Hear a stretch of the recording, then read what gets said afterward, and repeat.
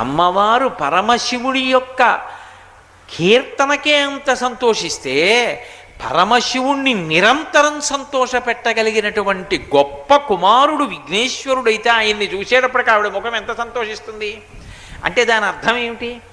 నువ్వు విఘ్నేశ్వరుడికి ఒక్క నమస్కారం చేస్తే వెంటనే ఎవరి ముఖం వికసిస్తుంది? లోపలకు వచ్చే ముందు అలా వెళ్ళి వినాయకుడికో నమస్కారం చేశామనుకోండి, మొట్టమొదట ఎవరి ముఖం వికసిస్తుంది? లోపల ఉన్నటువంటి మాణిక్యాంబ ముఖం ఇంత వికసిస్తుంది. అంత గొప్ప కొడుకు ఆయన అయ్యుంటే ఆ కొడుక్కి నమస్కారం పెడితే తండ్రి వాడురా ప్రయోజకుడు అయ్యాడు నా పెద్ద కొడుకు, ఆయన ముఖం ఇంత వికసిస్తుంది. ఆయన ముఖం ఇంత వికసిస్తే ఆవిడ అన్నగారు నారాయణమూర్తి, ఆయన నా మేనల్లుడు అంత గొప్పవాడని ఆయన ముఖం వికసిస్తుంది. నా మేనల్లుడు ఇంత గొప్పవాడని మా ఆయన పొంగిపోయేంత గొప్ప అల్లుడు